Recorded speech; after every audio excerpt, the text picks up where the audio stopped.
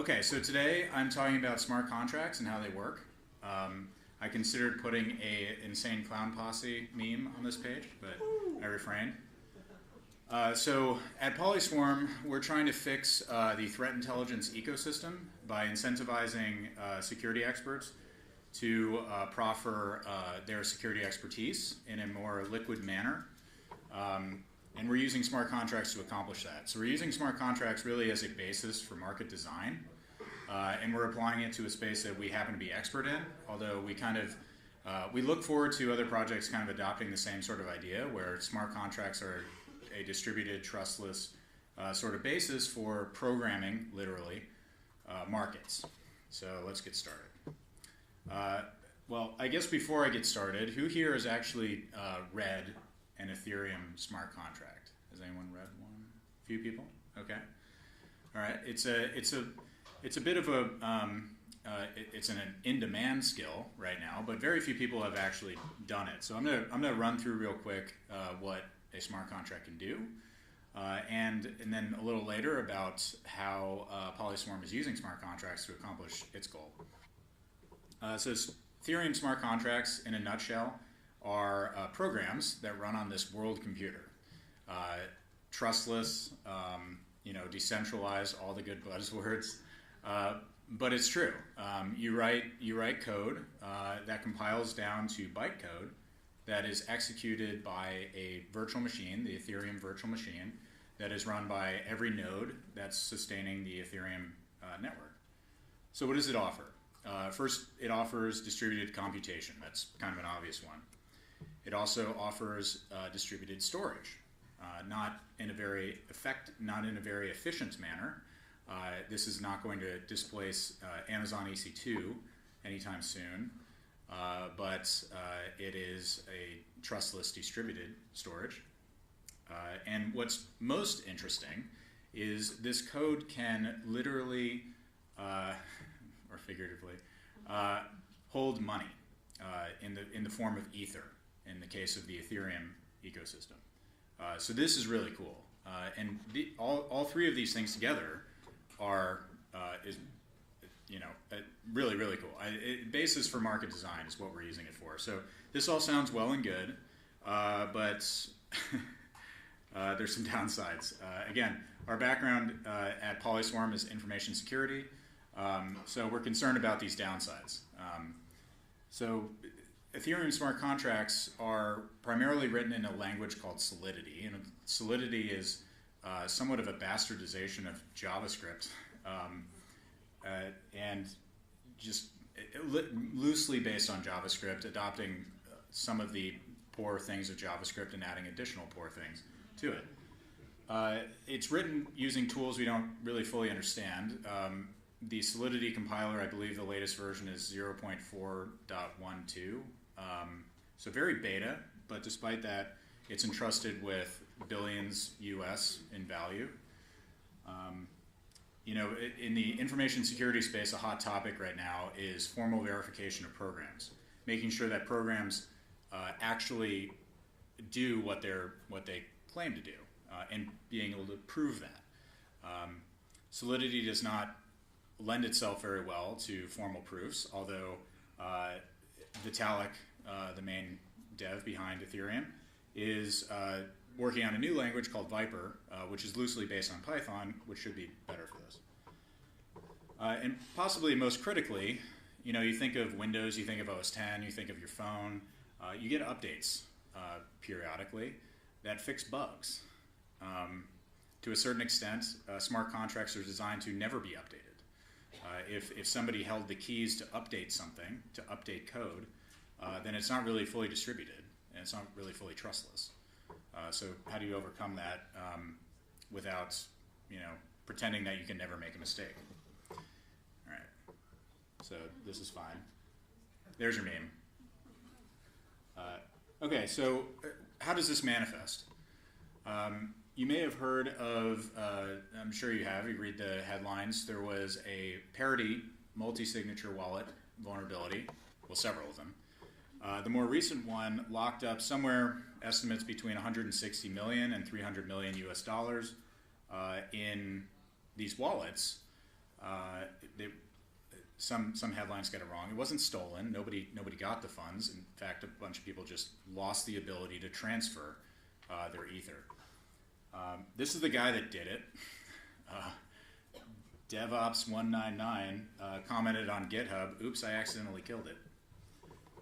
He didn't accidentally kill it. I don't have that slide in here, but I'll go back into this a little bit later. He was just sending, in Ethereum, there's a self-destruct function that used to be called suicide. It became a little bit more politically correct, and they called it self-destruct now. But he was sending the self-destruct.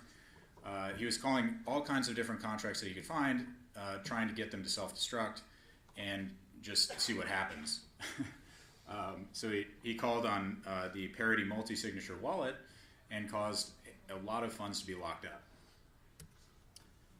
Okay, so at a 10,000 foot view, how does this work? How do smart contracts work?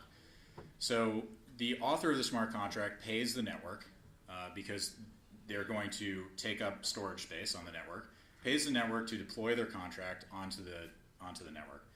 Then users that want to use the contract have to pay all of the nodes to actually compute what it is that they want them to compute. So they pay in what's called gas. And then users also pay to store things on the blockchain. This makes sense. The blockchain is already gigabytes large. There needs to be some sort of fee structure to incentivize miners to actually store these things and make them available. Reading data can be free, but storage of data and execution certainly is not. So a few core concepts. I'll still stay in real high level, but love to come chat afterwards about all the technical details here. You've got the EVM, which is the Ethereum virtual machine that actually executes the compiled contracts. And this is, again, running on every full Ethereum node. You've got contracts have what are called a constructor, which is a function that is executed only on contract deployment and never again. It's not available again. You have functions that can actually take Ether. They're called payable functions. I mentioned before how beta the Solidity compiler is. In fact, an earlier version of the Solidity compiler would produce contracts where every function was payable, meaning every function could accept payment, even if it didn't know what to do with it, which resulted in a lot of lost Ether. Events, it's not terribly interesting. Local storage, and contracts can call one another. So I'm going to, real quick, going to go through their hello world example. This is what a Ethereum smart contract looks like. In fact, this is the example right now on ethereum.org for the hello world example. In programming, typically the first piece of software that you write is a program that just says hi to yourself. So this is hello world. If deployed on the Ethereum blockchain, it will take whatever you set as the greeting when you call it and return it to you. So you can say the greeting is hello, Paul. Pay to get that on the blockchain. I don't know why you would, but you can. And then you could call into that smart contract and get back the string, hello, Paul. Pretty simple. So the way that this works is this contract called greeter is inheriting from a contract called mortal. And the mortal contract simply says that the owner of this contract can kill the contract at any time they want. And that ability to kill the contract was actually something that was exercised by the DevOps199 guy in the parity thing.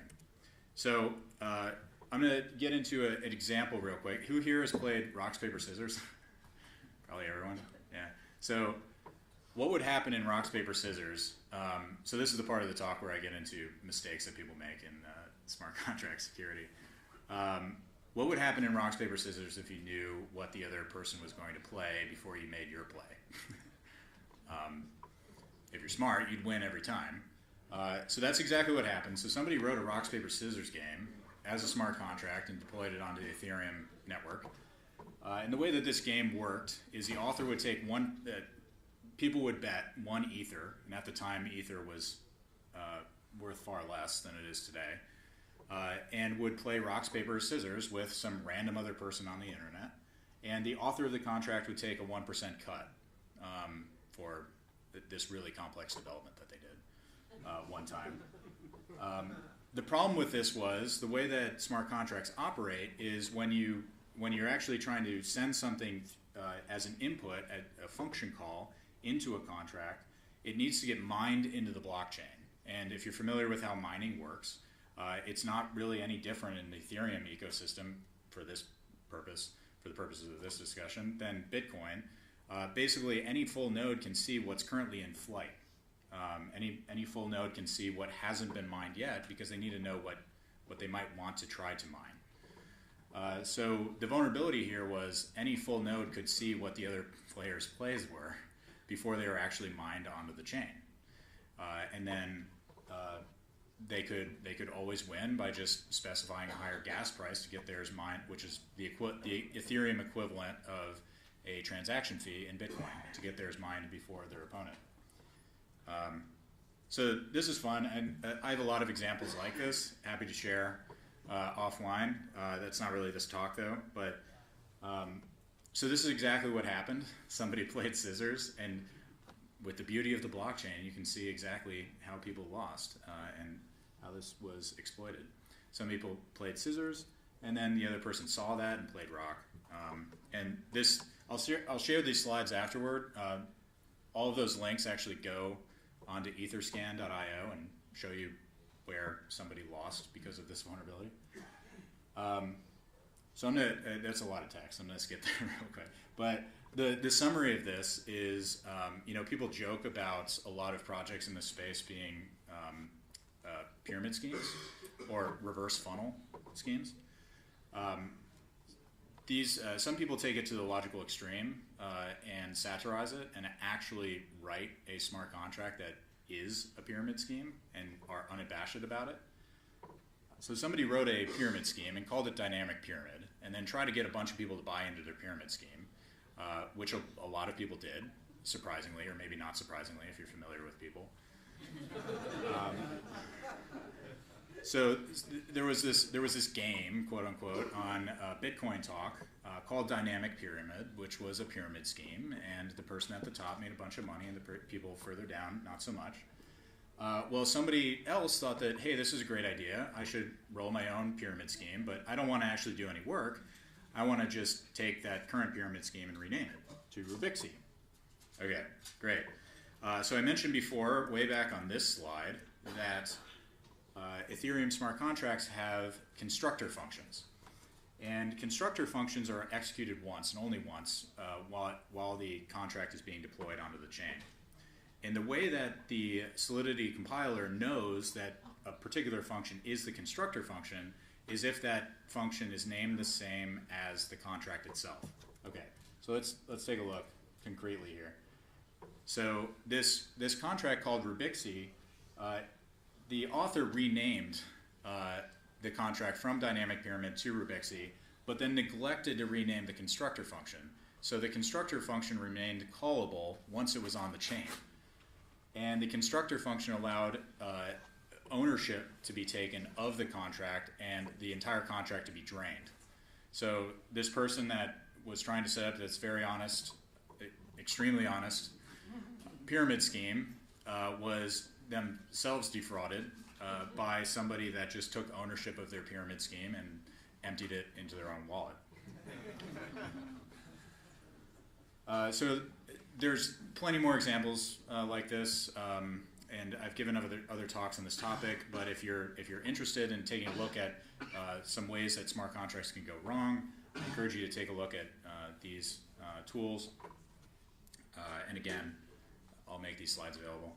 Okay, boom, market design. So how do smart contracts work as a basis for market design? This is what PolySwarm is doing.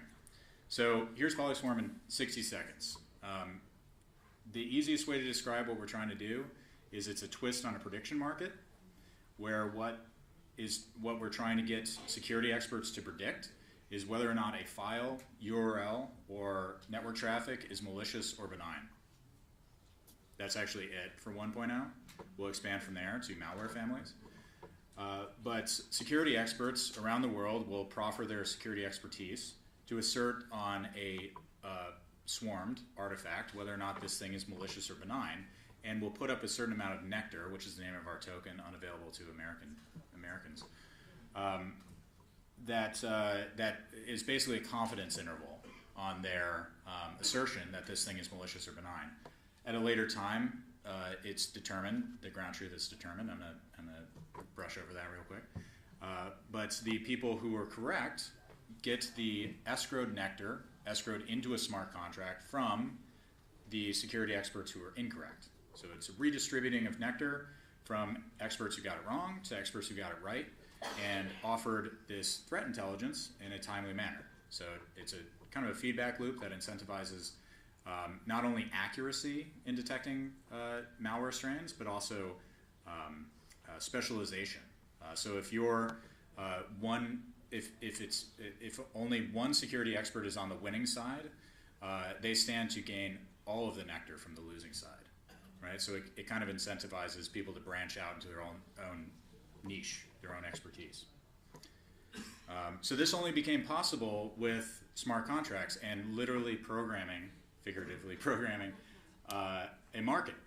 This was not possible before Ethereum was a thing, and people ask, why not EOS, why not Tezos?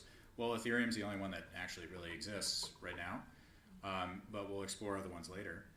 But this was not something that was possible 4 years ago. So we think this is an incredibly exciting thing, and what we're trying to do is fix the threat intelligence market in the sense that a lot of large players right now are aiming for, say, 80% coverage, covering a lot of the Windows threats, but not really branching out from there.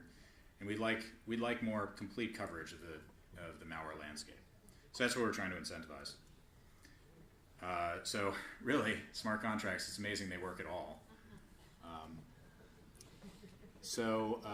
Here's some links.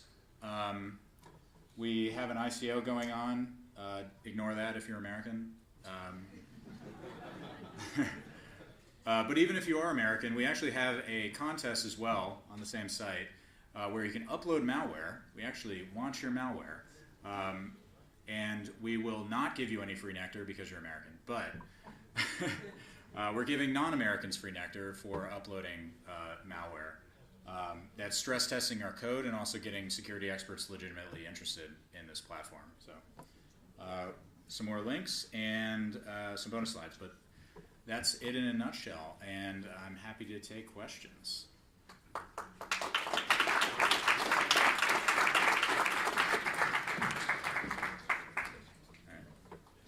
Okay, yeah, right back there.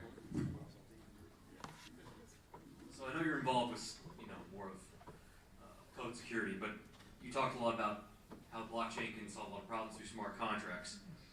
I do construction management. I build some of the largest retail centers across the country, and we have problems that deal with contracts that take place after the initial exchange. So after the structure is built, after the work takes place, there's a warranty period, there's issues that come up after that. There's a lot of moving parts. Do you foresee the blockchain or whatever crypto that you want to plug in there able to solve any of those issues or play a part in creating some efficiencies in that, because it's a very intensive paperwork and traditional methods that's very inefficient and cumbersome? Great question. So one of the initial ideas for a concept, smart contract concept, was simply implementing escrow agreements in a trustless manner that eliminates the middleman, effectively. So if code can own money, and you can audit that code, and the two counterparties trust that code, then perhaps you don't need a trusted intermediary to actually handle the escrow payment.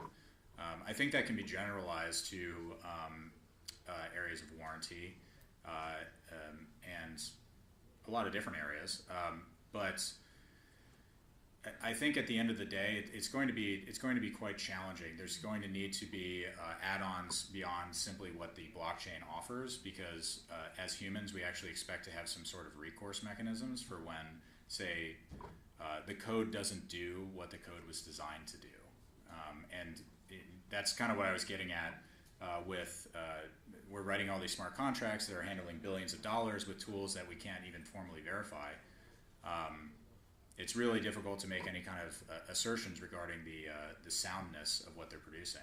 So I think I'm optimistic that we can get there someday, but I think we're kind of a ways off at the moment. You mentioned construction management. I'm a computer engineer by trade, and a joke I like to make with some civil engineer friends is computer engineering is the only engineering that doesn't really require a license to practice in a lot of cases.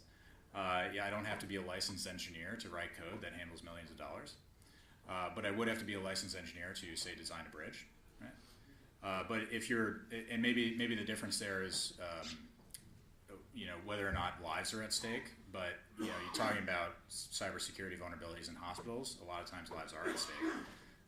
But we haven't really caught up to that, and I think a large reason for that is computer science in general still doesn't know how to prove things about what computer science produces. So until we get to that point, I don't think it's going to be real tractable to actually offload too much into blockchain from a legal perspective on warranties and other such legal arrangements, but I'm optimistic we'll get there. So sorry for the really long answer. Yes. All right, first off, I think you should put the ICP thing on there, but that's another thing. I see you guys are going into prediction markets. What else do you guys have on the plate besides this? Sure. I'll just bring this back up real quick. We're starting with this, and we're starting with just a Boolean response, a Boolean prediction. This thing is malicious or benign. We'd like to expand from there. 2.0 would be focused around malware families. So not just whether or not this thing is malicious or benign, but actually having some industry-wide agreement on not topology, I'm blanking on the name, but basically a hierarchy and a malware family characteristic that's agreed upon across the industry. Right now, the challenge is, McAfee might detect a piece of malware, the exact same piece of malware as Symantec, but they call it two different things. So there's not really a whole lot of agreement right now in the industry. I think projects like PolySwarm might actually cause some agreement, particularly if those things have to be machine ingestible and agreed in a distributed market. So I'm optimistic about that. In addition, I think there's other projects in this space. We're not the only information security plus blockchain project. Another one that I think has some that's pretty interesting is something called QuantStamp, where they're incentivizing people to audit smart contracts.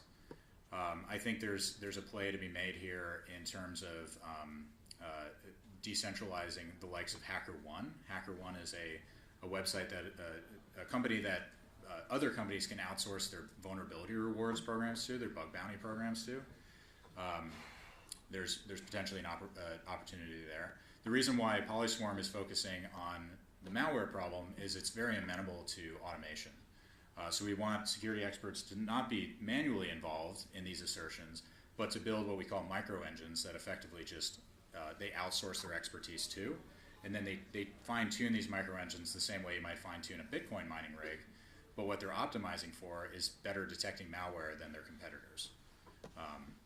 Basically, they put themselves on the system. Yes, basically they take their brain and download it into a program that plugs into PolySwarm, and they try to do it better than their colleagues. So, any more? Got time for one more? Yes, in the back. Yeah, hi.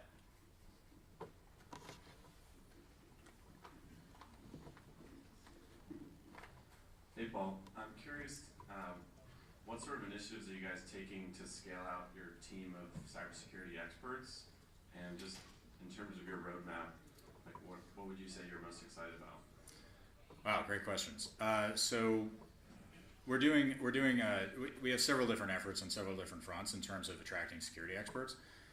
One is the contest we're running right now, where we're soliciting malware uploads to our token sale website that we're offering Nectar bounties for. Those should get security experts kind of organically interested. We have a partnership that is signed, but we're not announcing until Monday or Tuesday. So I'm kind of bummed this is not Monday or Tuesday. It's quite exciting.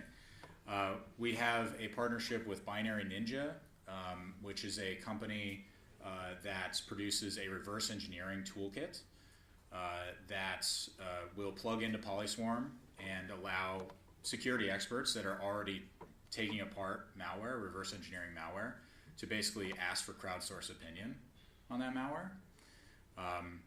And then I think the biggest thing that we can do is really just incentivize security experts to write code and contribute it to open source projects like OS Query, which is from Facebook, and introduce the ability for companies that use things like OS Query to plug into PolySwarm and just kind of introduce PolySwarm into already existing workflows.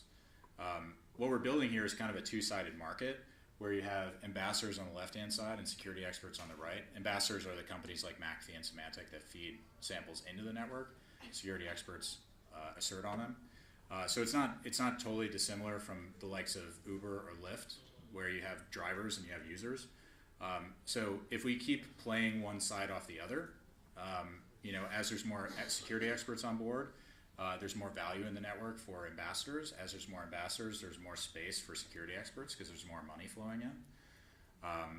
So I think we're in a good position from that standpoint as well. So from the economic standpoint, the two-sided market is, I think, the biggest thing. But open source contributions, introducing into existing workflows is the technical aspect of that. Awesome. Okay.